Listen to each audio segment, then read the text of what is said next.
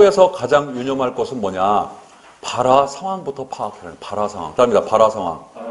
발화 상황. 두 번째, 화법 문제를 풀 때는 화법 문제라고 생각하지 말고 비문학 문제라고 생각을 해라. 그래서 문제 유형을 잡을 때도 비문학 문제 유형 잡듯이 잡아내면 돼요. 자, 진행자의 말하기 방식이니까 진행자가 나온다는 얘기는 대체적으로 대담인 경우, 인터뷰인 경우가 많아요. 대담을 영어로 인터뷰라고 그러죠. 대담인 경우가 많고, 이 대담인 경우에는 대체적으로 전문가가 초빙이 되죠. 그때 이제 진행자는 전문가에게 청취자나 시청자를 대신해서 질문을 하고 또는 보충 설명을 하기도 하고 뭐 이런 하지만 하여튼 우리가 초대한 지금 그 전문가가 전문가야. 그렇기 때문에 이때 진행자는 그 전문가와 의견이 충돌되면 안 돼. 못하러 초대를 해. 그리고 그 초대한 전문가보다 더 아는 척을 하면 안 돼. 자, 진행자 지금 최근 사회적으로 이슈가 되고 있는 진행자의 말하기 방식, 여기서 이제 발화 상황이 대담이다. 이걸 체크하는 게 일단은 캐치하는 게 굉장히 중요합니다. 최근 사회적으로 이슈가 되고 있는 노키즈 존에 대한 의견을 들어보겠습니다. 키즈는 어린아이들을 키즈라고 그러죠. 그러니까 어린아이들이 와서는 안 되는 곳. 흔히 이제 음악회 같은 경우 7세인가 6세인가 미만 어린아이들은 음악회 관람이 안 되죠. 왜냐면 갑자기 이렇게 울기도 하고 웃기도 하고 한 번은 음악회 갔는데 그 뇌성마비가 있는 분이 오셨어요. 그분들도 음악 감상을 할 수 있는 자유가 분명히 있습니다. 근데 본인이 통제가 안 되는 거야. 그러니까 굉장히 뭐랄까 감동을 받았나 봐 이분이. 나는 이제 가운데 있었고 뒤쪽에 앉아 계셨던 모양인데 자기도 모르게 소리를 지른 거예요. 통제가 안 돼. 그런데 그때 지휘를 하셨던 분이 참 현명하게도 씩 웃으면서 그쪽을 쳐다보면서 씩 웃으면서 고개를 끄덕 고맙다고. 왜? 감동해줬다 이거요.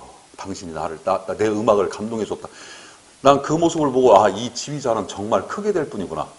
그 생각 크게 됐는지 안 됐는지 모르겠는데 아무튼간에 근데 그 지휘자가 외국 분이었었어요.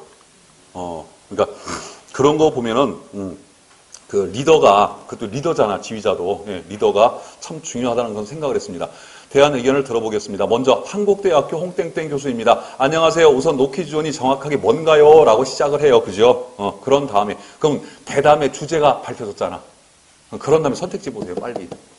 1번 상대방의 발언에 적극 동조하며 다음 인터뷰를 기약하려면 이게 어디쯤 나와야 돼? 끝에 마지막에 보니까 진행자의 마지막 발언이 네 그렇군요. 물론 특정 집단의 차별에 대해 일부 사람들 때문에 피해를 경험했던 분들은 다른 생각을 하실 수도 있을 것 같습니다. 교수님 오늘 말씀 감사합니다. 또 오세요. 이런 말 없어요. 그죠?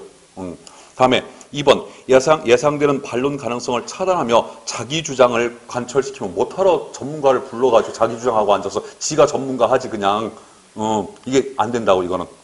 3번 사례를 언급하며 상대방의 생각을 더할 수 있도록 유도한다. 요거는 가능해요. 이제 요런 내용 가능하다고 답이 되는 게 아니라 이런 내용이 있냐 없냐가 확인이 돼야 돼 또. 4번 지속적인 질문을 통해 상대방의 태도에 문제가 있음을 대담자 불러놓고 대담자 이거 뭐요? 그죠? 그러니까 있든 없든 간에 답이 될 수 있는 건 3번밖에 없어. 그냥 3번이야. 만약에 3번이 답이 될 수 있는 게 나왔어요. 근데 4번도 답이 될 수 있는 게 나왔어요. 그럼 확인을 해봐야 돼요. 꼭. 이 경우는 확인 안 해도 되죠. 그러니까 학생들이 처음 봤을 때는 지문이 굉장히 길으니까 야 이거 한참 읽어야 되겠다 그러는데 실은 선택지만 가지고도 발화 상황만 잘 파악을 하면 대담의 개념만 알고 있으면 풀 수 있는 문제들이 이렇게 출제가 됩니다. 거기 보면은 밑에서 두 번째 진행자 발언, 밑에서 두 번째, 끝에서 두 번째 진행자 발언에 피해가 발생하니까 이런 생각을 하시는 것이겠지만 언뜻 여기 특정인들을 위한 전용버스 운행과 같이 또 다른 차별의 예를 떠올리게 하네요. 이 부분이 바로 선택지 3번에 부합되는 내용이죠. 있어요. 항상 확인해보면. 그래서 바로 이 문제는 비문학으로 본다면 정보 파악이나 정보 추리 정도까지 밖에 안 가는 그런 문제가 됩니다. 다음 토의야. 토의가 뭔지 머릿속에 떠올라와야 돼 이제. 토의의 평가 의견에서 고려하지 않은 것은 정보 파악하는 문제 이 문제도 결국은. 자, 토의 주제가 뭔가 봅시다. 관내 도서관 이용 활성화를 위한 시설 개선을 하자. 관내 도서관의 이용을 활성화시키기 위해서 관내 도서관의 시설을 개선하자. 이런 주제를 가지고 개선안이 일반 열람실을 확대하고 세미나실을 설치하자. 이렇게 나왔어요. 평가 의견은 읽지 마, 아직. 그냥 선택지로 가, 바로. 1번, 시설 개선에 필요한 경비. 있어야 되겠죠, 그죠? 다음에 2번, 시설 개선에 관한 외부 사례. 지금 관내 도서관 이용 활성화를 위한 시설 개선에서 일반 열람실과 세미나실 설치, 요것만 얘기하고 있잖아. 굳이 외부에 관한 얘기는 안 하고 있죠, 지금. 그러니까 요건 일단 빼도 되고. 그다음에 3번, 시설 개선에 따른 편의 증진. 들어갈 수 있죠. 시설이 개선되면 이만큼 편리함이 증진될 것이다. 그러니까 하자는 얘기지. 다음에 4번, 시설 개선에 따른 이용자 증가. 이용자가 증가되면 좋지. 그러니까 선택지만 봐도, 즉 토의 주제나 개선안 요것만 읽고도 충분히 추리가 가능한 게 정보 추리 문제예요. 비문학으로 본다면. 거기 보면 다 나와요. 현재 과밀 상태인 일반 열람실을 확대하면 여기 이용자의 편의가 증진되고, 3번 이용자 수도 더욱 증가하고, 4번 다음에 관련 예산이 부족하다, 1번 이렇게 나와요. 다 확인해보면. 근데 문제는 이걸 읽고 푸는 것보다는 추리해서 푸는 게 훨씬 더 빠르다, 이게 일단은 시간적으로. 자, 다음 대화, 발화 상황이 무슨 상황? 대화. 대화에서 의사소통에 장애가 일어났다고 한다면 그 이유가 뭘까요? 하고 문제가 나왔네요. 그러면 일단 지문을 먼저 조금 읽으세요. 대화도 주제가 있어, 항상. 뭐에 대해서 대화를 하는지. 교사가 동아리 보고서를 오늘까지 내라고 하지 않았니? 그랬더니 학생 1이 네 선생님 다정이가 다 가지고 있는데 아직 안 왔어요. 그랬더니 교사가 이거 큰일 났네. 오늘이 마감인데. 학생 1이 그러게요. 큰일이네요. 다정이가 집에도 없는 것 같아요. 그러면 뭐 때문에 이 대화가 발생했는지 알 수가 있죠. 무슨 내용인지. 그런 다음에 이제 선택지를 보세요. 1번, 교사가 권위적인 태도로 상황을 무마하려 하고 있다. 지금까지 읽은 내용에서는 권위적인 태도는 아직 안 나타나고 있지만 끝에 가서 이 교사가 어떻게 돌변할지 몰라. 봐야 돼, 이것도. 2번, 학생 1이 자신의 책임을 면하기 위해 변명으로 일관함으로써 의사소통이 단절되고 있다. 학생 1 얘기가 지금 나오긴 나왔는데 아직 안 나왔고. 2번, 3번, 학생 2가 대화 맥락을 고려하지 않고 끼어들어 책임을 언급함으로써 갈등이 생겨나고 있다. 3번, 4번, 학생 3이 본질과 관계없는 말을 언급함으로써 이렇게 학생 1, 2, 3 계속 나오고 있죠. 그럴 때 이제 그 다음부터 지문을 읽어. 학생이 어떻게 다정이 때문에 우리 모두 점수가 깎이는 거 아니야? 내가 동아리 회장이니까 내가 책임져. 말이 안 되잖아. 다정이가 잘못한 걸 왜 딴 사람이 책임을 져? 다정이가 책임을 져야지. 그럼 지금 대화에서 지금 문제가 되는 사람이 누구예요? 학생 2가 되겠죠. 그리고 이 문제를 조금 더 빨리 풀 수 있는 방법은 선택지를 읽을 적에 다 읽지 말고 교사, 학생 1, 2, 3 요것만 읽어. 그래서 어떻게 하냐면 학생 1에 해당하는 내용이라면 학생 1을 지문을 읽고 선택지를 보고 확인하고, 학생 2에 해당하는 걸 읽고 학생이 선택지를 읽고 이렇게 읽으면 훨씬 더 빠를 수가 있어요. 다음에 이것도 결국은 정보 파악하는 문제죠. 단순한 문제, 화법 문제는. 다음에 00번, 화자의 진정한 발화 의도를 파악할 때 밑줄 친 부분을 고려하지 않아도 되는 것은 발화 의도, 왜 말을 했을까? 일상 대화에서는 직접 발화보다는 간접 발화가 더 많이 사용되지만 그 의미는 맥락에 의해 파악될 수 있다. 화자는 상대방이 충분히 그 의미를 파악할 수 있다고 판단될 때만 간접 발화를 하는 거야. 예를 들어서 외국인 앞에다 놓고 실내에서 추워. 그러면 외국인은 뭐라고 생각해? 저 새끼 춥구나 이렇게 생각을 하지. 내가 산이를 앞에다 두고 추워. 그럼 산이가 이렇게 보더니 창문이 열려있으니까 그거 닫아요. 그죠? 그러니까 서로 이해할 수 있는 그런 상황이라야 간접 발화가 진행이 되는 거죠. 자, 1번. 친한 사이에서 돈을 빌릴 때 돈 가진 것 좀 있니? 없어. 나도 힘들어 요즘에. 뒤에 뭔 얘기 나올지 알아. 그죠? 다음에 2번. 창문을 열고 싶을 때 얘야 방이 너무 더운 것 같구나. 그러면 창을 안 열어. 에어컨 틀지. 그거나 뭐. 3번. 갈림길에서 방향을 물을 때 김포공항은 어느 쪽으로 가야 합니까? 이건 직접 발화지. 모르는 거 직접 물어본 거지, 이거는. 다음에 1번 갑니다. 보기와 관련된 대화 상황으로 적절한 것을 문제 물었네요. 실제 대화 상황에서 의도적으로 협력의 원리를 위반하여, 이 협력의 원리, 경률 따지는 거, 경률. 요게 17년, 18년, 작년까지는, 17년까지, 16년, 17년 되게 많이 나왔어. 그러다가 18년 작년에 조금 나왔어. 그러다 올해는 한 문제도 안 보여, 지금. 그러니까 이제 경률에 관한 문제가 많이 빠지고 있다는 얘기죠. 그러니까 요 정도만 알아두세요. 요 정도. 너무 많이 외우려고 하지 말고. 협력의 원리를 위반하여 발화 의도를 함축적으로 전달하기도 한다 할 적에 협력의 원리. 1번.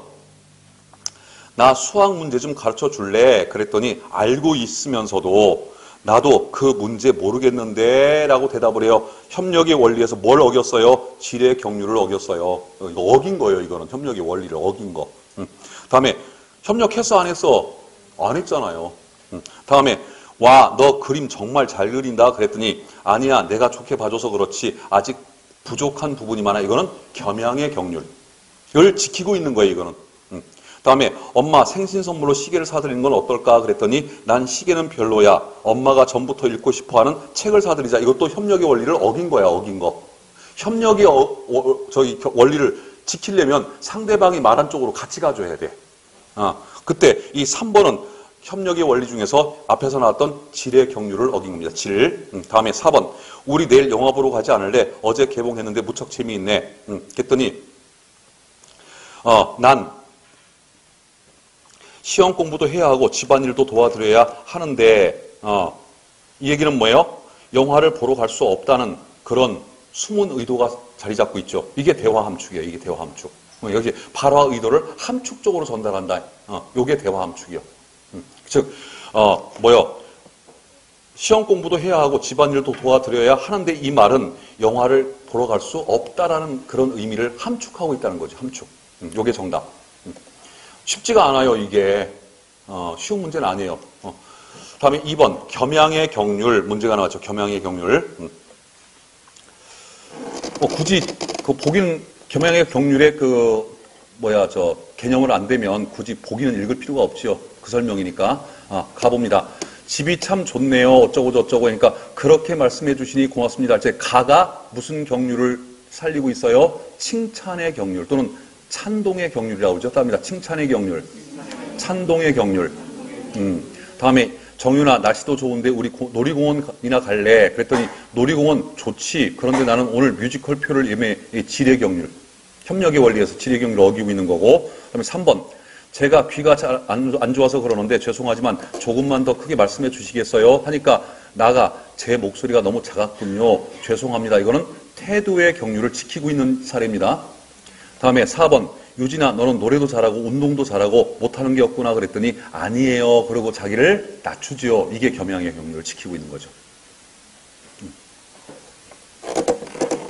다음에 3번. 공손성의 원리. 바쁘실 텐데 초대해 주셔서 감사합니다. 음식이 참 맛있네요. 요리 솜씨가 이렇게 좋으시니 정말 부럽습니다. 그래서 공손성의 원리에서 칭찬의 경륜이죠. 이게 바로 앞에서 나왔던 정답 1번. 칭찬이라는 단어가 들어가야지. 상대방에 대한 비난을 최소화하고 칭찬의 표현을 최대화한다. 이게 무슨 경륜? 칭찬의 경륜 또는 찬동의 경륜. 그다음에 4번. 토론을 할 때 사회자의 역할. 예, 좋은 문제. 자주 나왔던 문제입니다. 발화 상황은 토론이죠. 기억. 토론의 논제를 미리 정리한다. 맞습니다. 다음에 니은. 토론에서 발언 순서를 정하는 것 역시 사회자. 그러니까 토론에서 사회자는 운동 경기에서 레프리, 주심과 같은 역할이에요. 심판. 다음에 디귿. 토론자가 제시한 주장의 근거와 정당성을 판단은 못해요. 판단은 참여자가 하는 거지. 다음에 토론의 내용을 중간에서 정리하고 동등한 참여 기회를 부여해야 되겠지요. 그래서 기억, 니은, 리을이 사회자의 역할입니다. 다음에 5번. 토론에서 논제의 쟁점을 파악하기 위한 활동으로 적절하지 않은 것은 토론에서 발화 상황은 토론이고 다음에 논제의 쟁점을 파악하기 위한 활동에서 논제의 쟁점, 그 논제가 가지고 있는 쟁점, 토론을 할 포인트, 논지 이런 것들. 1번 관련 자료, 주변 상황, 관점 등을 검토해 논제를 이해한다. 2번 양측의 주장에 충돌한 쟁점을 찾아 핵심 쟁점과 하위 쟁점을 정리한다. 3번 차이를 극복하고 양측이 모두 수용 가능한 방안을 검토할 것 같으면 이건 토론이 아니라 토의지. 토론은 찬반이 확실히 갈려서 끝까지 찬반으로 가야 돼. 가다가 찬성 쪽이 맞아. 이래 보면 지는 거야 그거는. 토론은 끝까지 승부를 겨뤄야 돼요.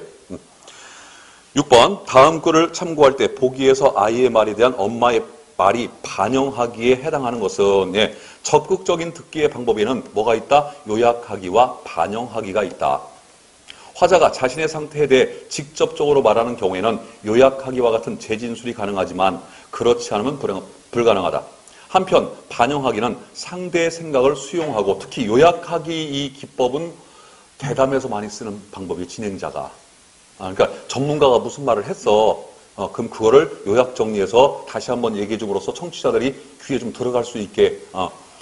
한편 반영하기는 상대의 생각을 수용하고 상대의 현재 상태에 감정이입을 하여 의미를 재구성하는 방법으로 상대를 이해하고 있다는 청자의 적극적인 표현, 상대를 이해하고 있다는 청자의 적극적인 표현. 그래서 이 반영하기를 잘해야 대화가 잘 돼요. 우리 한국 남자들이 대화를 못하는 이유? 반영하기가 안 돼. 특히 친할수록. 그러니까 거꾸로 가죠. 우리 한국 남자들은. 우리 친구들도 그래. 굉장히 친하고 잘 어울리는데 무슨 말 하면 꼭 옆에서 딴지를 걸어. 자기도 그 의견이 같으면서도. 근데 그 딴지 거는 이유를 말한 사람도 알아. 아, 쟤 나랑 의견이 같구나. 알아요. 근데 그런 식으로 이상하게 돌려서 이렇게 얘기를 해. 자꾸 한국 사람들이. 근데 그게 이제 여자랑 대화, 남자와 여자가 대화를 할 땐 여자는 그 속을 몰라. 남자가 그렇게 말할 때. 그러면 이제 여자는 계속 성질이 나지. 꼭 내가 무슨 말만 하면 딴지 걸어. 그지? 엄마, 모레가 시험인데 내일 꼭 치과에 가야 하나요? 치과에 안 가고 싶다는 얘기지. 그러면 안 가도 된다 쪽으로 가야 돼. 너 치과에 가기 싫어서 그러지? 이게 보통 엄마들이죠. 보통 엄마들. 다음에 2번. 내가 치료보다 시험에 집중하고 싶구나. 아이, 참. 이런 엄마 있으면 참 좋아요. 그죠? 3번. 내일 꼭 치과에 가야 하는지가 궁금했구나. 아니, 안 궁금해. 얘는 지금 치과에 안 가고 싶은 거야. 궁금하긴 뭐가 궁금해. 약속은 지켜야 하는 거니까 치과에 가야겠지? 첫 번째 1번 엄마에 비하면 조금 덜하게 하지만 4번 엄마도 좀 무서워. 그지? 정답은 2번이 되겠죠. 다음에 7번. 토의 주제, 토의. 토의. 여튼 간에 토의 주제가 뭔지 모르잖아, 지금 우리가. 그죠? 그럴 때 토의 주민 1번, 주민 2번, 3번이 각각 의견을 제시했을 때 주민 1번까지 읽어보세요. 그거라도 읽어야 토의 주제가 뭔지 알지. 도시 사람들이 가끔씩 들러 전원 생활을 맛보고 휴식을 취할 수 있는 농촌 체험 마을로 키워 마을의 소득원을 늘린다면 까지가 조건이야. 전제. 여기까지가 근거예요, 근거. 그럼 지금 정작 주민 1이 말하고자 하는 바는 뒤에 있어요. 뭐예요? 젊은이들이 살기 좋은 마을이 될 것입니다, 요거요. 그러니까 우리 마을에 젊은이들이 살기 좋은 마을로 만들어서 젊은이들 많이 유치시키자. 얘기는 그거죠. 답 나왔어요. 그러니까 항상 우리가 이 토론이나 토의의 발언을 볼 적에 꼭 구분해야 되는 게 뭐가 전제고 뭐가 결론인지, 뭐가 근거고 뭐가 주장인지. 그때 특히 토의는 주장 쪽, 결론 쪽이 중요해. 토론은 근거 쪽, 앞쪽이 중요해. 찬성을 해, 왜 찬성하는지. 반대를 해, 왜 반대하는지. 토론은 뭐가 중요하다고? 근거, 앞에 쪽이 중요하고. 토의는 뭐가 중요하다고? 뒤쪽. 토의는 해결 방안을 제시하는 거기 때문에 해결 방안이 중요하다고, 뒤쪽이. 그러면 요 원리만 알고 있어도 주민 1의 발언만 가지고도 젊은이가 핵심을 하는 걸 알 수가 있고 젊은이가 들어가는 선택지만 찾으면 답이 되는 거예요, 지금 얘기는. 뭐 주민 2, 주민 3 얘기를 들어봐도 보면 다 젊은이 얘기가 나와요, 계속해서. 그다음에 31번. 다음 공무원의 말에 대한 보기의 설명 중 옳은 것만을 모두 고른 것은 민원실에서 큰 소리로 떠들고 있는 민원인에게 이런 뭐라 그래, 이런 것들을 진상. 진상. 죄송하지만 다른 민원인들도 생각해 주시겠습니까? 그러면 이 사람이 그럴 거예요. 나 다른 민원인 생각해서 지금 떠들고 있거든? 아주 진상이죠. 그죠? 자, 기억, 청자의 심리적 부담을 낮추려는 표현이다. 그렇죠. 이게 돌려 말하기야. 뭐라고 직접적으로 말하면 어떻게 돼? 이게 간접 발화잖아. 이게 지금 간접 앞에 나왔잖아. 직접 발화는 죄송합니다만 조용히 해주세요. 이렇게 말하는 직접 발화. 다음에 발화 형식과 발화 기능이 일치하는 표현은 직접 발화. 이거는 간접 발화. 다음에 3번 디귿. 화자가 자신의 의도를 직접적으로 표현하는 건 직접 발화. 리을, 화자가 청자에게 조용히 해달라고 요청하는 간접바라가 되겠죠. 그래서 답은 기역과 리을이 됩니다. 직접바라, 간접바라 문제가 지금 두 문제가 있는 거예요. 32번. 확실히 수능식 문제들이 길어요, 이렇게. 자, 다음은 라디오 방송이다. 물음에 답하십시오. 라디오 방송이면 대체적으로 대담일 가능성이 많지요. 자, 봅시다. 대답인지 아닌지. 혹시 어두운 밤길을 걸어보신 적이 있으신가요? 예전에 제가 밤길을 혼자 걸은 적이 있는데요. 처음엔 어둡고 무서웠지만 달빛 덕분에 어렵지 않게 걸었답니다. 여러분의 삶에 든든한 달빛 같은 방송, 청취자 사연을 읽고 상담해주는 나에게 말해줘 시간입니다. 저는 이 방송의 진행자인 심리상담가 땡땡땡입니다. 오늘의 사연을 읽어드릴게요. 하고 여기서 끊어도 되고 조금 더 읽는다면 2달러까지 읽어도 돼요. 그건 여러분들이 얼마만큼 그 지문에 대한 적응력이 있냐 없냐에 따라서 스스로 판단하면 돼. 자, 2달러까지 한번 읽어봅시다. 저는 고등학교 뭐뭐라고 해요. 제 친구는 자꾸 친구들과 비교하면서 자신이 못났다고 생각해요. 차분하고 손재주도 좋은 친구인데 스스로를 그렇게 생각하는 게 안타까워요. 또 작은 실수에도 난 항상 이래라고 자책하고 우울해해요. 그런 생각을 안 하도록 돕고 싶은데 방법을 모르겠어요. 요거에 대해서 고민 상담이 들어와서 이제 그 뒤에 지금 이 진행자가 심리 상담사야. 이제 고민 상담을 해주는 그런 내용으로 되어 있는 방송이 되겠지, 방송, 이거는. 그러니까 한 명만 출연하는 거예요. 32번. 위 방송 진행자의 말하기 방식, 머묻는 문제, 서술 방식. 우리가 말을 할 때 쓰는 게 그 말을 그대로 글로 써버리면은 서술 방식이 되는 거잖아. 자, 1번. 사연 내용을 정리하고 사연 신청자의 마음에 공감하고 있다. 자, 지금 이 사람이 뭐 하는 사람이라고? 상담. 그것도 심리 상담. 심리 상담의 첫 번째 심리 상담을 해주는 사람, 상담을 해주는 첫 번째 상담사의 첫 번째 해야 할 일이 뭐예요?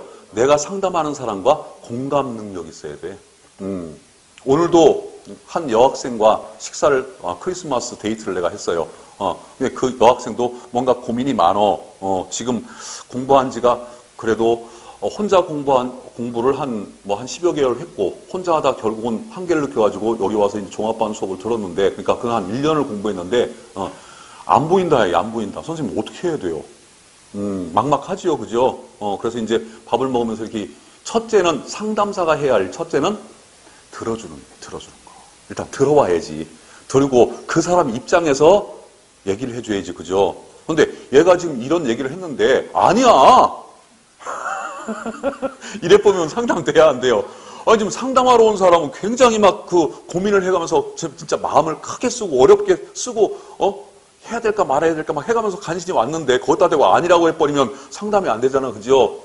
일단 들어주고 그 사람의 그 정서나 그 사람의 어떤 상황, 그 사람의 생각에 일단 동조를 해주는 그런 공감 능력부터 있어야 돼.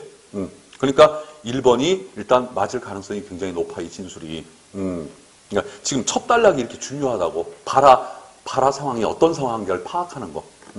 다음에 2번. 사연 신청자의 궁금증을 해소하고 다음 방송을 예고하려면 마지막 뒤쪽에 있어야 돼. 오늘 방송 잘 들으셨나요? 저에게 하고 싶은 말이나 청취 소감은 언제든 게시판에 올려주세요. 그럼 뭐뭐의 노래 우리 함께를 들으며 오늘 방송 마치겠습니다. 추운 날씨에 감기 조심하세요.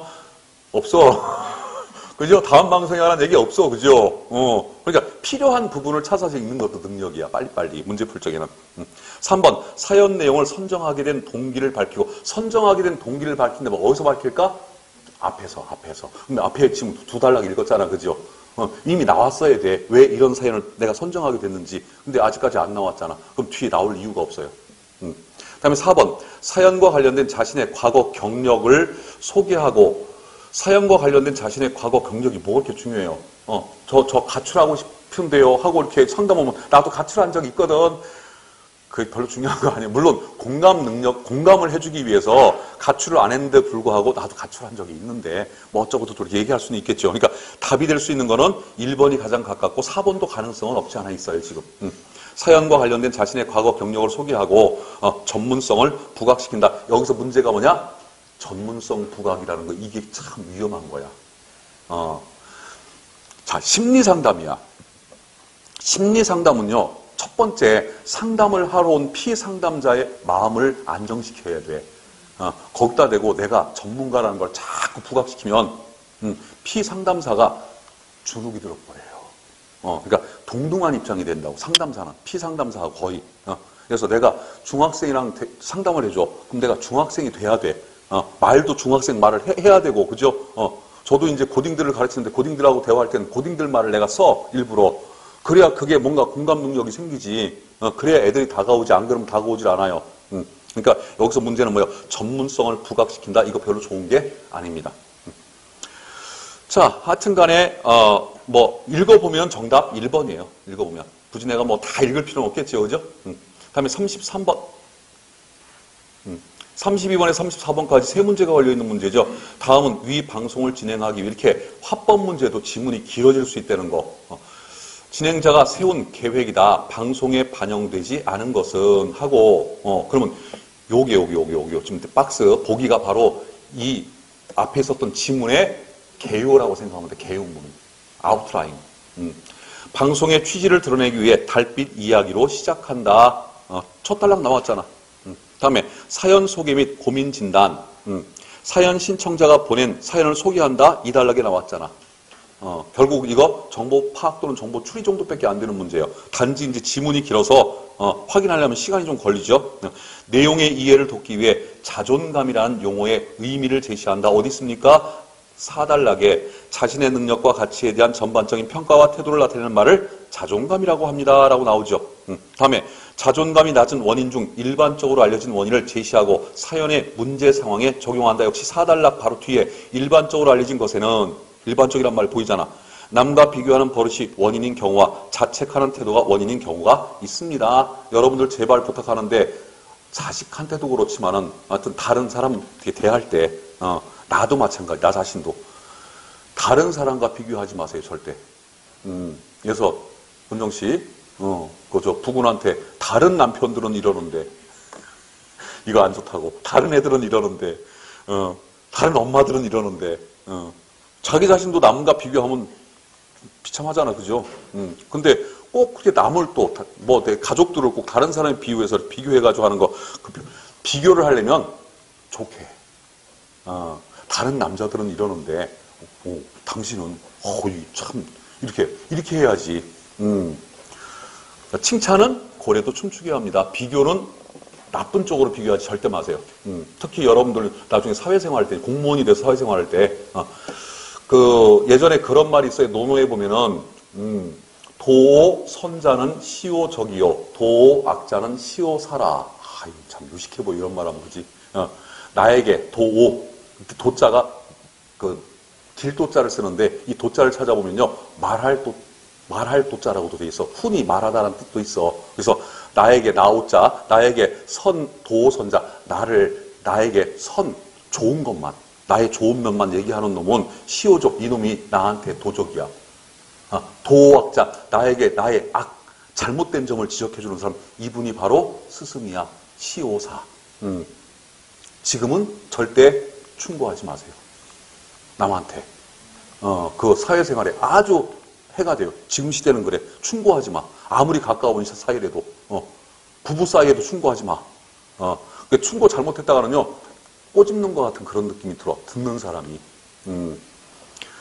자, 다음에, 참 이런 걸 가르치니까 나도 참 비참합니다. 옛날하고 그 정서가 많이 바뀌어서 그래요, 지금. 사연의 문제 상황을 설명하기 위해 유사한 문제 상황을 제시한다. 이 내용이 없어요. 이 글에. 다음에 장점 말해주기 방법을 안내하고 효과를 제시한다. 5단락에 장점 말해주기와 장점 헤아려주기 방법이 도움이 될 수 있어요. 먼저 친구가 현재 가지고 있는 긍정적인 면들을 자주 말해주세요. 여기 나와요. 그래서 결국 33번 뭐 하는 문제? 정보 파악하는 문제. 34번. 다음은 위 방송을 들은 청취자들이 게시판에 올린 댓글.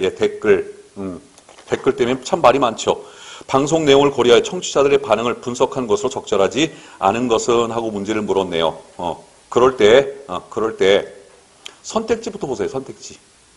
청취자 1은 자신이 방송을 들은 목적과 관련해 방송 내용이 충분하지 않다고 판단하고 있군. 그럼 청취자 1을 읽어봐.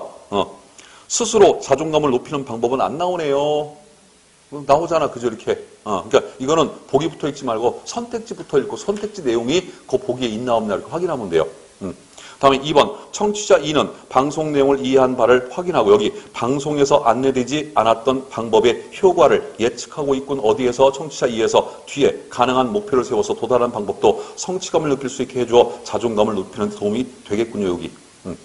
다음에 청취자 3은 방송에서 언급한 방법을 다른 사람들에게 권유하고 적용할 것을 다짐하고 있군. 청취자 3부입니다. 딸아이의 자존감이 향상되도록 앞으로는 제 아이에게 긍정적인 면들을 말해줘야 다른 사람에 적용한 게 자기한테 적용한 거지, 이거는.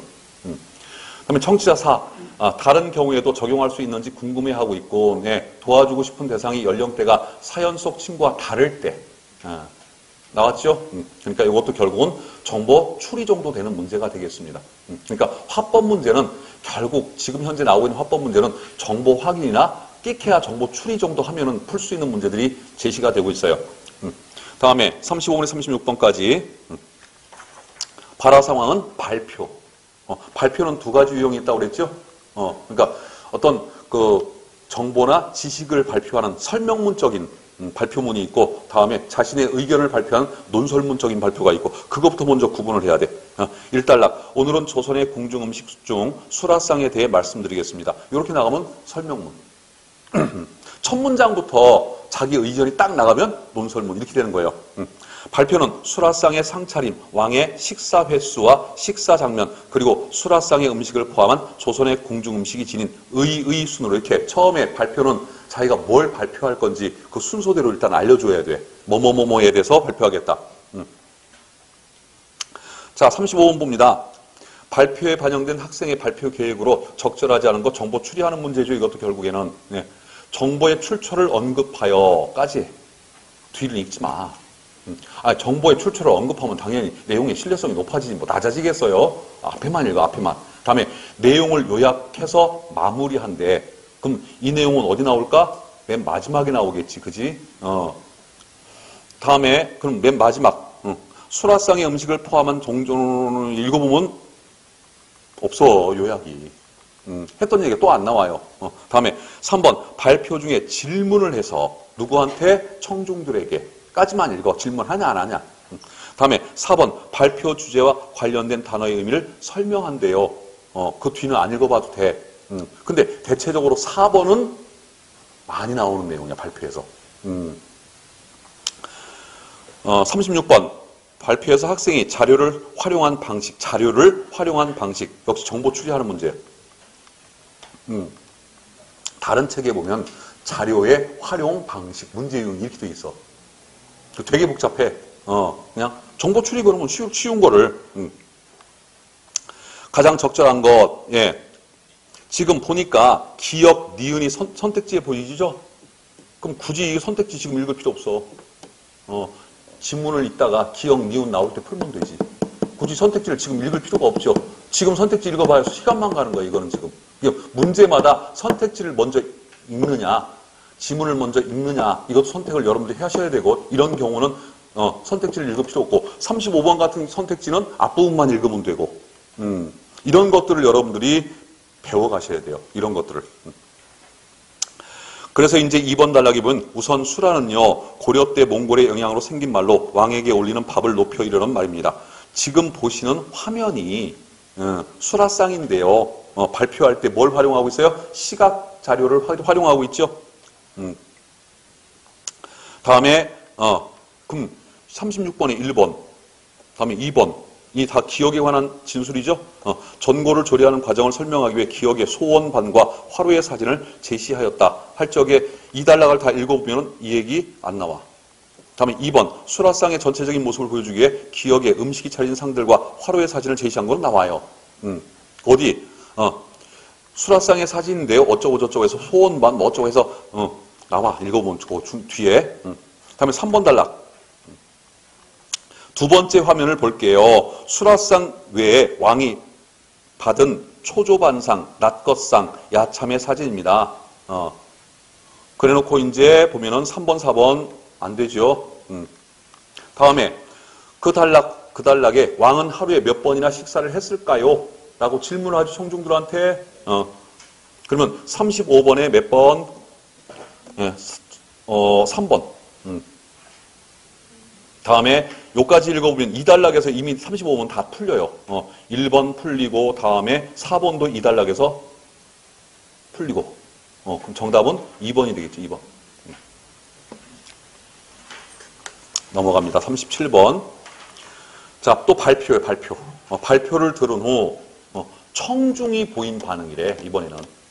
문제 유형이 조금 바뀌어요. 발표자나 뭐 발표에 관련된 것이 아니라 발표를 들은 후에 청중이 보인 반응이다.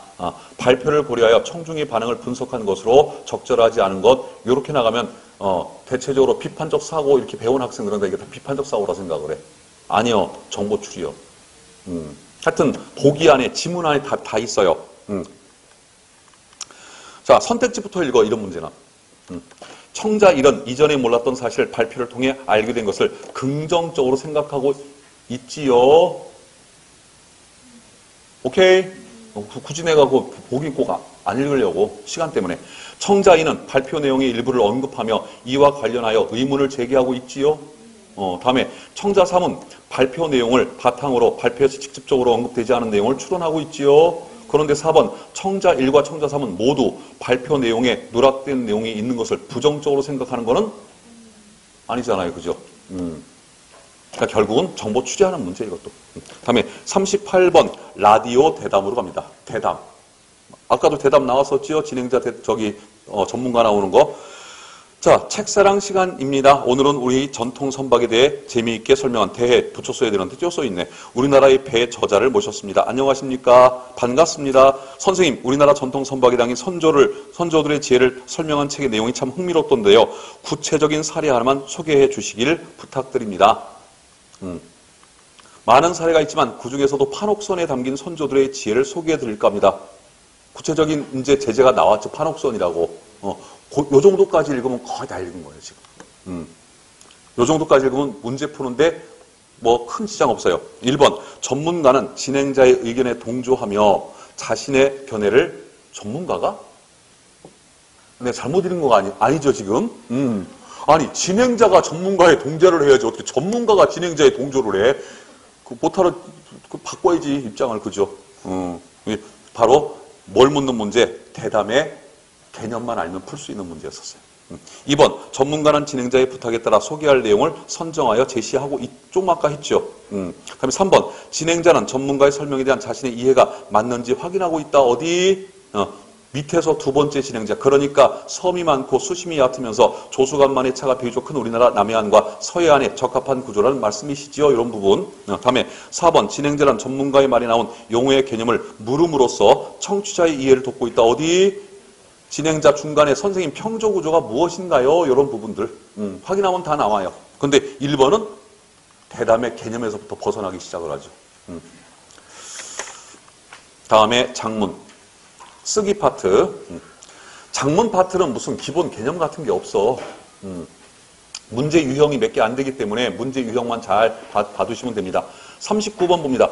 보기를 근거로 판단할 때 기억, 니을 중 적절하지 않은 것은 보기의 내용을 근거로 한대. 근거니까 보기가 중요하지. 뭐요? 통일성까지만 읽어. 통일성 뭔지 알죠? 거기 글의 내용이 하나의 주제로 긴밀하게 관련되어야 한다. 자, 이제 통일성을 어기는 문장을 찾아라. 사람들은 되게 수학 과목이 어렵다고 한다. 하지만 나는 수학 시간이 재미있다. 하지만 나는 수학 시간이 재미있다. 이게 주제야, 이제. 왜? 역적 관계 연결로 딱 붙었잖아요. 그죠? 바로 수업을 재미있게 진행하시는 수학 선생님 덕분이다. 재미있다 그랬으면 뭐가 나와야 돼? 왜 재미있는지 근거가 나와야지. 근거 나왔잖아, 지금 기억에. 수학 선생님은 유머로 딱딱한 어쩌고 하다가 디귿. 그리고 수학 선생님의 아들이 수학을 굉장히 잘하는 거하고 내가 수학 재밌어 하는 거 뭔 관계가 있어? 이게 통일성을 어기는 그런 문장이죠. 다음에 40번. 예, 조건을 묻죠, 조건. 요 조건을 묻는 문제가 금년에 거의 안 보였던 것 같아, 금년에. 작년까지는 나왔었는데 금년에 별로 안 보였죠? 기출문제에서? 기억이 별로 없어요. 내가 설명한 기억이 별로. 하여튼 조건이 걸리면 2개나 3개의 조건이 보기에서 걸리는데 그 중에 가장 자신 있는 조건 하나를 선택을 해. 한꺼번에 2개, 3개 다 놓고 풀려고 하지 말고 그 중에 하나만 선택을 해. 자, 먼저 대꾸냐, 우의냐. 우의는 뭐예요? 네, 이솝우화처럼 바로 동물을 통해서 우리 인간에 빗대어서 표현한 것을 우화 또는 우의라고 그러죠. 그러면 대꾸, 여기는 난 대꾸가 제일 쉽대 개인적으로. 대꾸가 뭐예요? 문장 성분의 위치를 똑같이 반복시키는 거예요. 단어는 바꾸더라도. 그래서 요거 하나만 찾아봐. 낙엽은 항상 패배한다. 어쩌고 저쩌고 저쩌고 저쩌고 해서 4번 가니까 높이 나는 새는 낮게 나는 새를 놀려댔다. 어째서 그대는 멀리 보는 것을 선택하지 않는가? 기껏 날개가 있는 존재로 태어났는데 그러자 낮게 나는 새가 대답했다. 높은 곳의 구름은 멀리를 바라보고 낮은 곳에 사는 새심이 보든 요 문장이 대꾸법이 쓰여져 있죠. 거기다가 지금 누구와 누구의 대화야? 새들끼리 대화죠. 이게 우의적 표현이죠. 그래서 조건이 2개 걸릴 때는 2개를 다 보고 가도 될 것 같으면 해. 난 그럴 능력이 있습니다. 해. 그럴 능력이 있으면 좋아요. 근데 대체적으로 멀티가 안 돼. 잘. 그럴 때는 둘 중에 하나를 선택해서 일단은 하나의 조건을 이루는 거를 찾아내고 나머지 떨궈 놓고 그 다음에 두 번째 조건을 2개 놓고 고르든가. 다음에 조금 어렵게 되면 조건이 3개씩 걸리는 경우도 있어요. 3개씩. 41번 고쳐 쓰기 위한 방안 퇴고 문제죠. 이 퇴고 문제는 어법 문제까지 포함하고 있습니다. 그래서 이 문제는 주어진 지문을 읽어가면서 앞뒤를 잘 봐야 돼요. 앞뒤를. 그러니까 이거 어법 문제라고 생각하시면 돼요. 일종의 어법 문제를 좀 변형시켜 놓은 거예요. 변형시켜 놓은 거. 자, 봅시다. 청소년의 과도한 스마트폰 사용이 유발되는 악영향이 사회적 문화, 읽어봐도 좀 이상해, 그지? 1번, 기억은 바로 뒤에 말과 어울리지 않으면 사용으로의 스마트폰 사용으로 유발되는 이지. 봐봐, 어법 문제지, 결국은. 최근 들어 안구 건조증과 신체적 무기력증을 호소하는 청소년이 급증하고 있다. 스마트폰 화면을 장시간 집중해서 들여다보면 눈 깜빡임 횟수가 줄어들어. 네.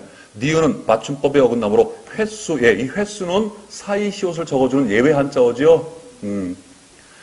줄어들어 안구가 띄고 건조해진다. 그런데 스마트폰 화면에서 나오는 짧은 파장의 청색빛은 숙면을 방해하기 때문에가 붙어있으면 앞에 인과관계 연결사가 들어가야지 좀 어울릴 것 같은데. 그러니까 이때 그런 데는 그러므로나 따라서 그래서 이런 말이 들어가야 돼요.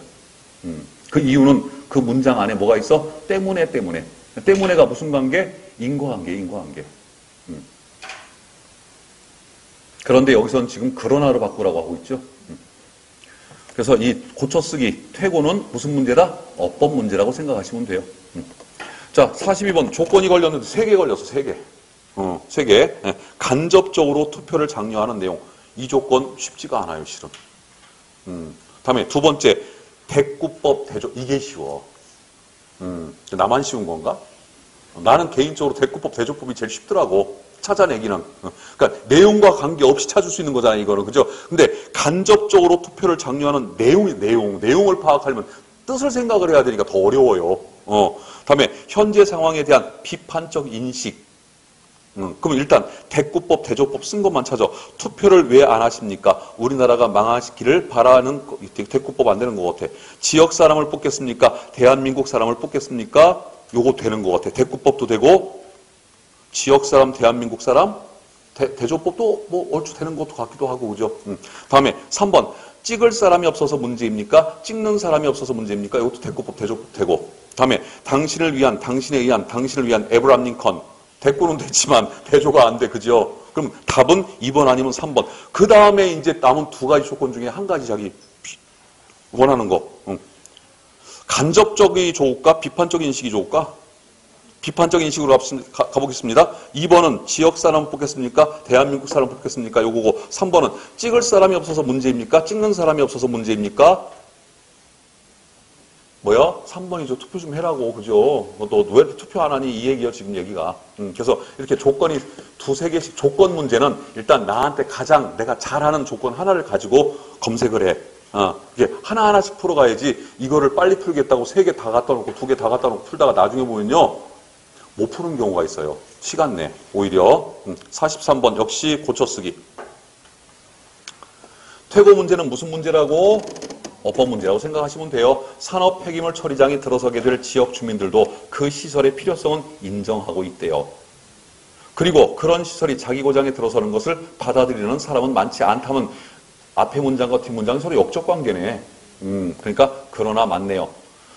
니은 그 필요성은 인정하지만 내 고장에는 안 된다는 것이다. 니은은 주제와 상관이 있어요.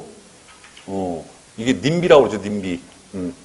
이러한 태도는 공공의 이익을 외면한 지역 이기주의의 다름 아니다는 외국식 표현이라고 그랬죠. 그래서 그냥 지역 이기주의이다 이렇게 표현하면 돼요. 잊지 말아야 할 사실은 폐기물 처리장 건설을 뒤로 미루면 그로 인한 피해가 결국 모두 우리에게 돌아온다.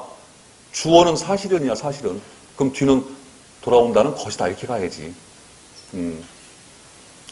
다음에 44번. 역시 고쳐쓰기. 자, 그동안 안녕하셨는지 할 적에 1번. 기억은 한 단어이므로 붙여쓰고 기억이 뭡니까? 붙여써야죠, 이거는. 다음에 아직은 비읍은 나중에 봅시다. 비읍 여기서 봐도 되겠네, 그죠? 갚을 수 있을지 모르겠습니다 할 적에 비읍은 한 단어가 아니므로 띄어쓴다. 있을지 할 때 지 뒤에 시간이 나와야지 의존명사로 띄어쓰지. 근데 뒤에 시간 내용이 안 나왔지요. 그때는 어미가 돼서 한 단어가 됩니다. 1번은 그래서 비읍에 관한 설명이 틀렸죠. 다음에 높임법을 고려하여 니은이 뭐야? 선생님께서는 맞네요. 다음에 리을 고마웠던지는 고마우셨던지 얼마나 선생님의 정성이 얼마나 고마운 건 우리 아니면 나지. 선생님이 고마운 건 아니지, 그죠? 다음에 의미를 고려하여 디귿이 뭐예요? 마다하셨던 기억이 납니다. 어떤 일도 마다하지 않으셨던. 마다하다는 말은 거절하다는 뜻이죠, 이게. 다음에 미음이 뭡니까? 어줍잖은 맞아요, 이게. 네? 틀려요, 맞아요. 이게 맞아요. 어줍잖은 이게 맞아요. 이거 조심해야 돼. 이거 저 맞춤법에서 따릅니다. 어줍잖은. 우리가 흔히 발음을 어줍잖은 이렇게 어줍지 않게 발음을 하기 때문에 틀려. 어줍잖은. 어줍잖은 어줍이요, 쭉. 요거 꼭 기억하세요. 쌍지어 쓰는 거. 다음에 이응이 뭐예요? 이응. 연락 드릴게요. 이때는 연락 드릴게요가 맞죠. 틀린 거는 어줍잖이 아니라 어줍잖은. 다음에 44번. 역시 고쳐쓰기. 3번. 기억과 리을 고쳐쓰기 위한 방안으로 적절하지 않은 것은 하고 문제 나왔네요.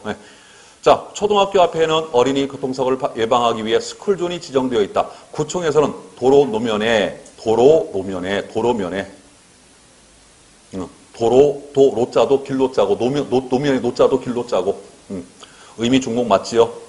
다음에 노란색 띠줄을 표시하거나 니은 어린이 보호 또는 속도 제한 표지판을 설치하여 운전자가 주의하도록 하고 있다.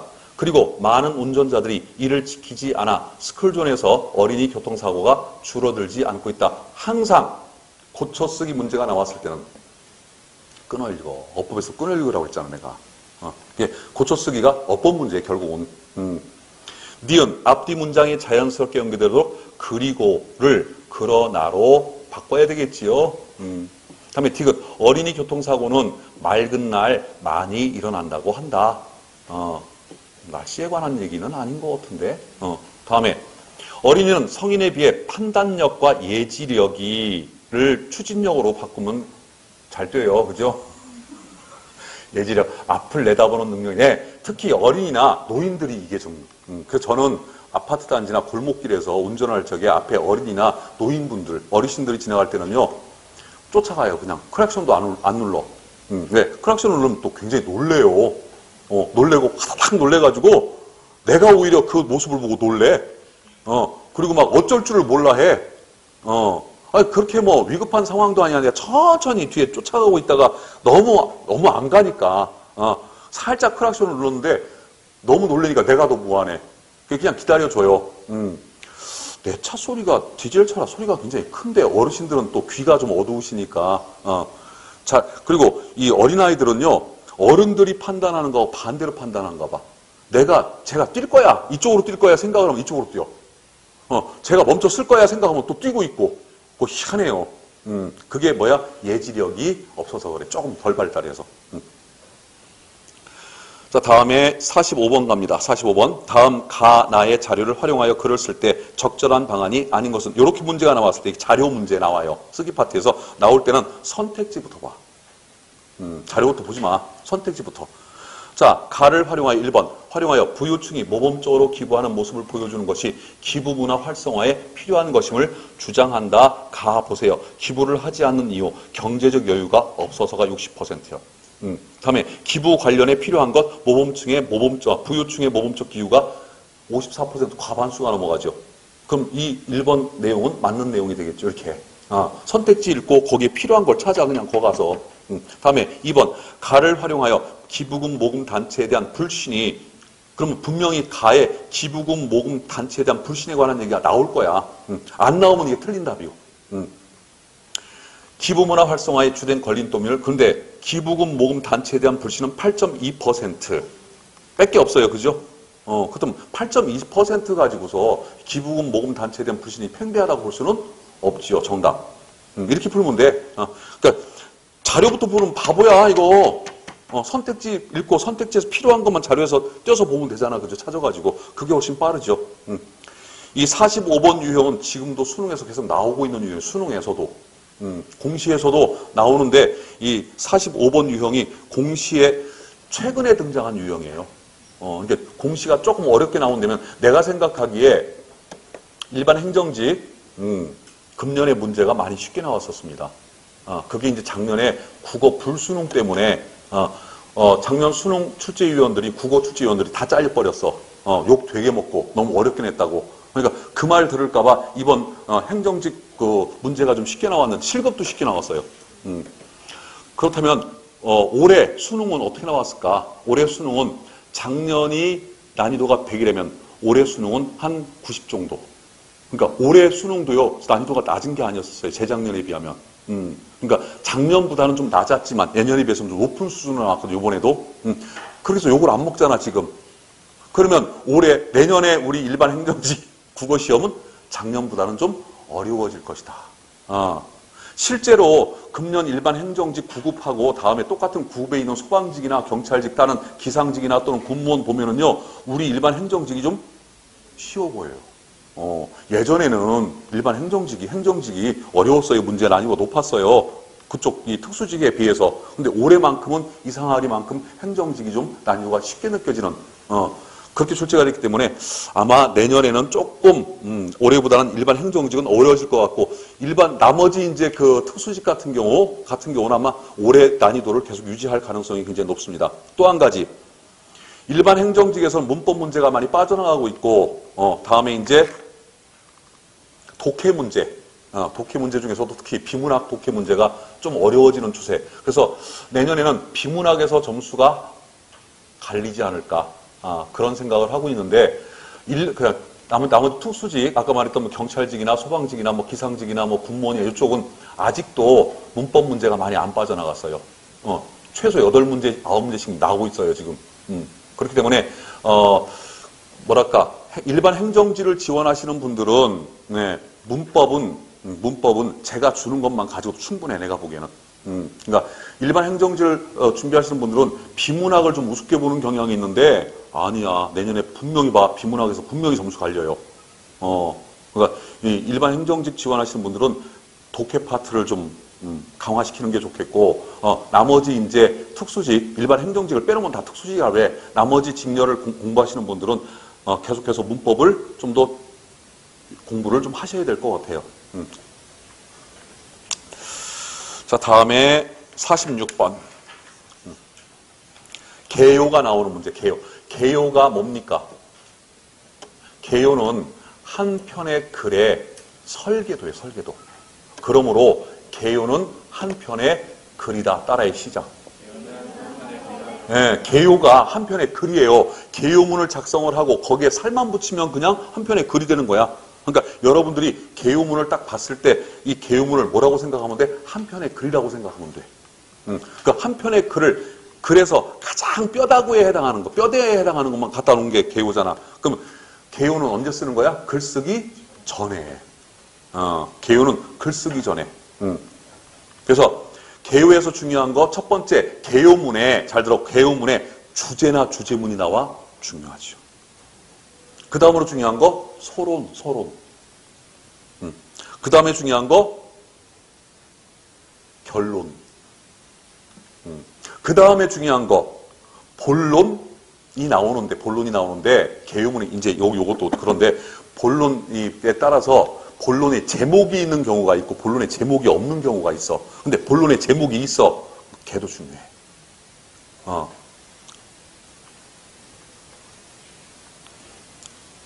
자, 봅시다. 여기는 주제문이 없지요. 왜? 문제가 주제문 묻는 문제인데 주제문이 있으면 어떻게 해, 이거 지금? 주제문이 없는 이유가 그걸 물어보니까 없는 거예요. 그때 서론 보세요. 최근의 수출 실적 부진 현상에 대해서 쓰겠다. 그래놓고 본론 제목이 있지요. 이렇게. 그런데 47번 개요문 보세요. 47번은 서론만 써있고 결론만 써있고 본론이 없어. 본론이란 말이 그죠? 그럼 본론이 어디야? 로마 숫자 2번, 3번이 본론이야. 근데 로마 숫자 2번, 3번을 통과라는 제목이 있어요? 없어요? 없지요. 근데 46번에 있는 본론은 아라비아 숫자 1번, 2번 본론 단락을 통과라는 제목이 하나 붙어있지요? 그런 건 중요하다고, 본론에서도. 그래서 수출 경쟁력의 실태를 분석할 것이다. 어디서? 본론에서. 그러니까 수출 경쟁력이 왜 떨어졌는지, 뭐가 문제인지, 그래놓고 결론에서 분석 결과, 그 수출 경쟁력이 떨어진 그 원인을 분석한 결과, 그 결과를 요약하고 수출 경쟁력 향상, 어떻게 하면 수출 경쟁력을 향상시킬 수 있는지 그 해결 방안을 제시하는 글을 쓸 것이다요. 그렇다면 가장 핵심은 뭐예요? 수출 경쟁력 향상 방안. 여기가 일단 핵심이고, 그러기 위해서는 뭐예요? 그 떨어진 원인을 분석하는 내용이나 그 두 개가 핵심이 되는 거지, 결국에는. 그럼 그 두 개 나오는 게 1번이야. 그래서 항상 개요를 딱 봤을 때, 무슨 해결 방안, 밑에 결론이 또는 주제가 해결 방안 이런 식으로 나가잖아. 그러면 두 개를 찾아야 돼. 해결 방안에 해당하는 내용하고, 해결 방안을 찾으려면 뭔가 잘못됐으니까 해결 방안 찾을 거 아니에요. 그러면 뭔가 잘못됐어. 그럼 그 잘못된 원인 분석, 이게 중요하다고. 원인 분석과 해결 방안, 이 두 가지가 나와야 돼. 다음에 47번. 다음 개요에서 알 수 있는 글쓰기 전략. 글쓰기 전략이니까 서술 방식을 묻는 문제인데, 이거는요, 주제와 함께 같이 서술 방식을 묻는 문제예요. 자, 서론 봅니다. 재능 기부 현황과 재능 기부에 대한 인식 실태를 조사하겠다는 얘기죠. 두 번째, 재능 기부의 의의와 필요성. 재능 기부가 왜 필요하고 왜 중요한지, 의의는 중요성, 왜 필요한지. 그래놓고 글쓰기 전략으로 가장 적절한 것은 하고 문제 묻네요. 1번, 재능 기부의 활성화 방안을 간접적으로 제시한 후 재능 기부가 이루어지지 못하는 현실을. 활성화 방안을 왜 간접적으로 제시를 해? 직접적으로 제시하지. 지금 이 글이 일종의 논문 형태의 에세이예요. 그죠? 이렇게 쓰면은 논리적인 글이라고, 논리적인 글. 비문학, 쉽게 말하면. 비문학에서는 대체적으로 문학적인 표현, 쉽게 말하면 돌려 표현하는 거, 뭐 비유와 상징 이런 거 쓰면 별로 재미가 없는 게 아니라 별로 좋은 글이 아니야. 자, 다음에 2번, 재능 기부의 필요성을 알리고 재능 기부가 잘 이루어지도록 하기 위해 논의의 초점을 논지를 재능 기부의 장애 요인에 맞추는 게 아니지. 뭐요? 재능 기부의 의의와 필요성이라 했죠. 서론에서 이미 논지가 정해져 있잖아. 3번, 재능 기부의 현황을 토대로 의의와 필요성을 이게 나와야 돼, 이게. 여기부터 맞는 거야, 얘는. 여기부터. 다음에 재능 기부의 장애 요인을 해결해야지. 그래서 원인 분석, 해결 방안 이렇게 나와야 된다고 그랬잖아, 그죠? 그게 키예요, 항상. 근데 대부분 우리 쓰기 파트에 나오는 개요문들은 그런 식으로 돼 있어, 문장, 글들이. 원인 분석, 해결 방안 이렇게. 48번 통일성. 고려할 때 삭제하는 것이 바람직한, 아까도 문제를 풀어봤던 거죠. 자, 천재라는 말은 18세기 갑자기 영예로운 칭호가 되었다. 천재는 예술의 창조자이며 예술의 창조는 과학처럼 원리나 법칙에 의거하지 않는다. 과학은 지금 제재가 뭐야? 천재. 근데 갑자기 과학으로 바뀌어요, 지금. 과학은 인간의 이성과 감성 사이의 분열을 가져왔다. 아니, 지금 천재 아니면 예술 쪽으로 가야 되는데 갑자기 과학이 떡 하고 나오죠. 한 단락에서 제재가 정해지면 그 제재가 변하지 않습니다. 만약 제재가 변하게 되면 단락을 바꿔야 돼. 자, 다음에 49번. 역시 조건 묻는 문제. 공중도덕 지키기를 홍보한다. 다음에 내가 좋아하는 대꾸. 자, 신호위반, 과속운전 모든 것을 앗아갑니다. 대꾸 안 돼 있고. 사선을 중심으로 대꾸가 돼야 돼. 사선. 다음에 아파트를 뒤흔드는 음악소리, 이웃들을 괴롭히는 고문장치. 조금 된 것 같고. 다음에 노약자에게 양보하는 한 자리, 당신에게 찾아오는 행복의 문 된 것 같고. 공공장소에 실천하는 금연 그랬으면 끝에도 금연 명사로 끝났어야지요. 됐고 안 됐고. 답은 2번 아니면 3번. 다음에 공중도덕 지키기를 홍보한다가 쉬울까? 행위의 긍정적 효과를 비유적으로 표현한다가 쉬울까? 참 똑똑해요. 그죠? 이렇게 어려운 걸 선택을 할까? 여러분들은 참 머리 좋아요. 정답은 3번이죠. 이렇게 선택해. 조건을 하나씩 갖다 대세요. 다음에 50번. 갑자기 문제가 복잡해지기 시작하죠. 이것도 자료 나오는 문제네, 뭘. 자, 1번 봅니다. 가와 나를 활용해서 홈쇼핑 소비 증가 때문에 무분별한 쇼핑 중독자가 양산되고, 가와 나를 활용하면, 무분별한 쇼핑 중독자가 양산, 많이 생산된다는 뜻이죠. 이로 인하여 가정 불화 등 각종 사회 문제가 발생한 우리 세대를 전에는 386이랬다가 지금 5 무슨 세대라고 우리를 부르는데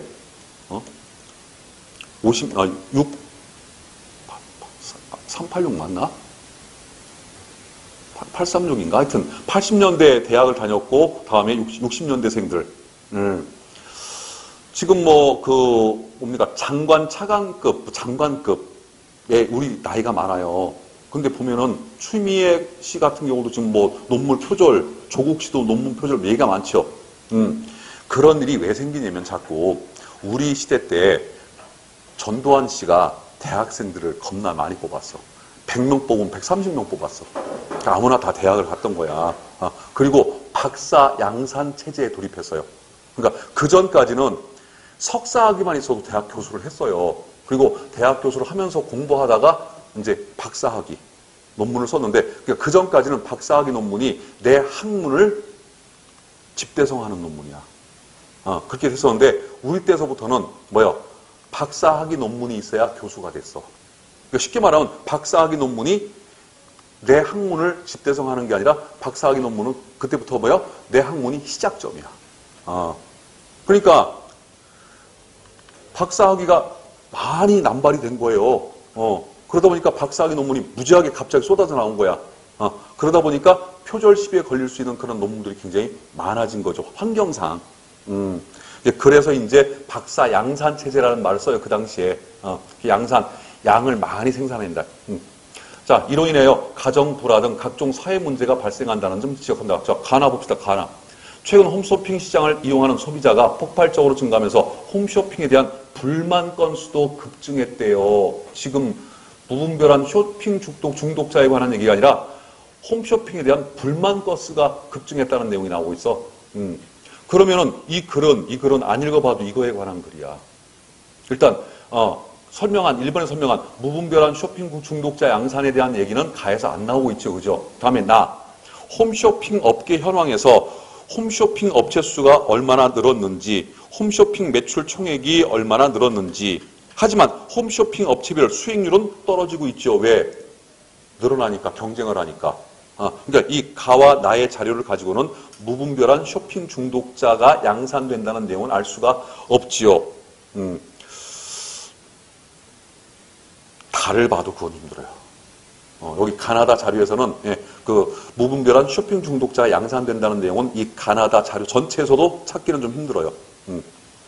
그다음에 2번, 가와 나를 활용해서 최근 홈쇼핑 구매가 증가하면서 업체가 많이 생겨났으며 이는 필연적으로 소비자의 불만과 업체 수가 수익 악화. 그쵸? 나왔었죠, 아까? 그래서 3번, 4번 보면 다 맞아요, 이거. 1번이 틀렸어요. 그 다음에 51번, 고쳐쓰기. 봄이면 어김없이 나타나 우리를 괴롭히는 황사가 본래 나쁘기만 한 것은 아니었다. 황사의 이동 경로는 매우 다양하다. 할 적에 뭘 흐름을 방해해? 괜찮아요, 지금. 황사는 탄산, 칼슘, 마그네슘, 칼륨 등을 포함하고 있어. 가만히 있어봐라.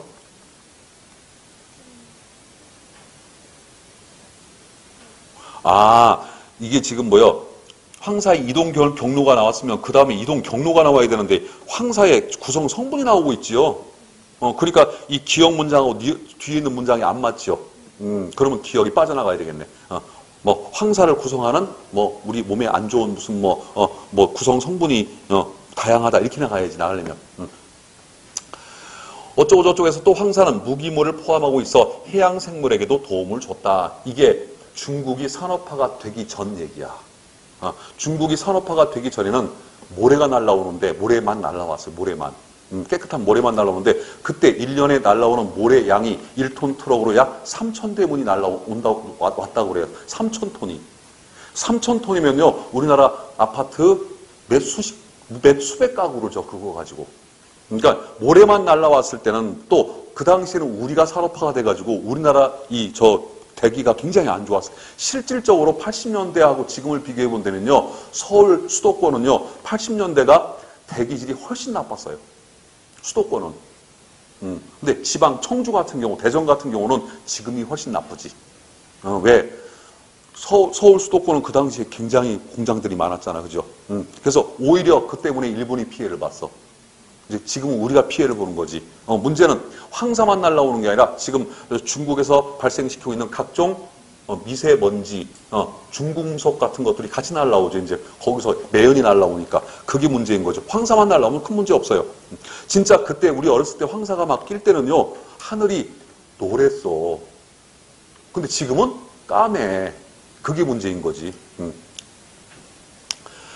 도움을 줬다. 그리고 지금의 황사는 그리고가 아니지. 그러나 다음에 환경 파괴. 뭐가 파괴인데 덕분이에요. 덕분은 그냥 때문이다. 덕분은 순기능일 때 좋은 효과가 나올 때. 다음에 이러한 독성 물질을 다소 포함하고 있는 황사를 과거보다 자주 발생하고 정도도 훨씬 심해지고 있어. 황사가죠. 황사가. 넘어갑니다. 없네. 끝. 어도 되지.